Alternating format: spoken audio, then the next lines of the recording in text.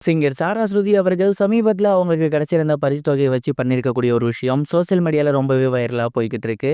அது என்ன அப்படிங்கிறது தான் இந்த ஒரு வீடியோல நம்ம பார்க்க போறோம். சூப்பர் சிங்கர் ஜூனியர் 10 மூலியமா ரசிகர்கள் மத்தியில மிகப்பெரிய வரவேற்பு பெற்றிருந்தவங்க தான் சாரா ஸ்ருதி அவர்கள். இந்த என்டையர் சீசனுமே ரொம்பவே சூப்பரா பாடியிருந்தாங்க. ரசிகர்கள் எல்லாருமே கண்டிப்பா இந்த பொண்ணு டாப் 5க்குள்ள வருவாங்க அப்படின்னு எதிர்பார்த்திருந்தாங்க. அதே மாரி இவங்க டாப் 5க்குள்ள வந்திருந்தாங்க. ரொம்ப கஷ்டப்பட்டு ரொம்பவே நல்லபடியா பாடியிருந்தாங்க. பட் 3rd பிரைஸ் தான் வாங்கியிருந்தாங்க. இவங்களுக்கு கிட்டத்தட்ட ரூ. 5,00,000 பரிசு தொகையா கிடைக்கப்பட்டிருந்துச்சு. சாரா ஸ்ருதி அவர்கள் இந்த ஒரு பணத்த வச்சு என்ன பண்ணியிருக்காங்க அப்படிங்கிற தகவல் சமீபத்தில கிடைச்சிருக்கு.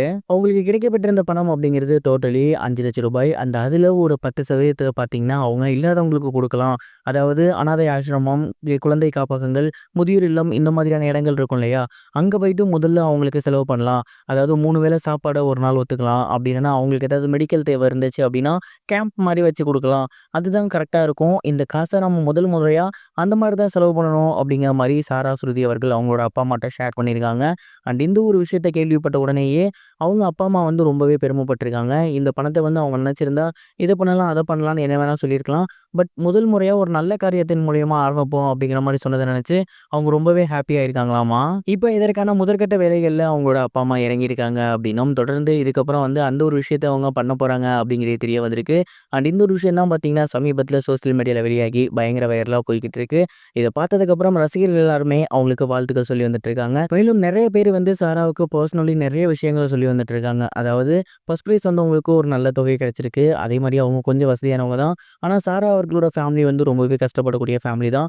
இப்பவும் வளர்ந்து வரக்கூடிய நிலையில தான் இருந்து வந்துட்டு இருக்காங்க. அப்படி இருக்கும்போது அவங்களுக்கு கம்மியான அமௌண்ட் கிடைச்சிருந்தாலுமே, அத நல்லபடியா செலவு பண்ணணும் அப்படின்னு அவங்க நினைச்சிருக்குது அப்படிங்கிறது மிகப்பெரிய ஒரு விஷயம். அவங்க இத தாண்டி இன்னும் மிகப்பெரிய உயரத்துக்கு வருவாங்க அப்படிங்கிற மாரி ரசிகர்கள் வாழ்த்து சொல்லி வந்துட்டு இருக்காங்க. இது ஒரு புறம் இருக்க, நடிகர் அஜித்குமார் அவர்கள் சமீபத்தில சென்னை திரும்பியிருக்காரு. ரீசென்ட்டா அவரு கார் ரேஸ்க்காக வெளிநாடு போயிருந்தாரு. ஒரு சில வந்து விஷயங்கள் கத்துக்கிட்டு வந்திருந்தாரு. அண்ட் சமீபத்தில அவரு சென்னை திரும்பினதுக்கப்புறம் அவரோட அடுத்த படம் யார் கூட அப்படிங்கிற ஒரு கேள்வி எழுந்திருக்கு. கடைசியா அவர் வந்து ஆதிக் ரவிச்சந்திரன் அவர்களோட சேர்ந்து குட் பேட் அக்லி அப்படிங்கிற படம் பண்ணியிருந்தாரு. இந்த படம் ரசிகர்கள் மத்தியில மிகப்பெரிய ஒரு வரவேற்பு பெற்றிருந்துச்சு. கிட்டத்தட்ட 282 கோடி வசூல் பண்ணியிருக்கு அப்படிங்கிற மாரி சொல்லியிருந்தாங்க. ஆதிக் கூட ஒர்க் பண்ணது அஜித் சாருக்கு ரொம்பவே பிடிச்சிருந்துச்சு அப்படின்னும், அதனால தொடர்ந்து அடுத்த படத்தையும் அவருக்கே தான் குடுத்திருக்காரு அப்படிங்கிறது தெரிய வந்திருக்கு. அதாவது ஏகே 64 படம் இருக்கு இல்லையா? அத வந்து ஆதிக் ரவிச்சந்திரன் அவர்கள் தான் இயக்கப் போறாராமா. அண்ட் இந்த ஒரு படத்துக்கு ஸ்ரீநிதி செட்டி அவர்கள் ஹீரோயினா நடிக்க போறாங்க அப்படின்னும், அதேபோல குட் பேட் அக்லிய தயாரிச்ச மைதிலி மூவிஸே இந்த ஒரு படத்தையும் தயாரிக்க போறாங்க அப்படிங்கிற தகவல் வெளியாகியிருக்கு. அஜித் சார் கன்டென்ட் ஓரியன்டடா பண்ணியிருந்த விடாமுயற்சி படம் மிகப்பெரிய ஒரு தோல்வியை பெற்றிருந்துச்சு. அதே நேரம் ரொம்பவே ஃபன் ஃபில்டா ஒரு கலோக்கியலா பண்ணியிருந்த குட் பேட் அக்லி மிகப்பெரிய ஹிட் ஆகியிருந்துச்சு.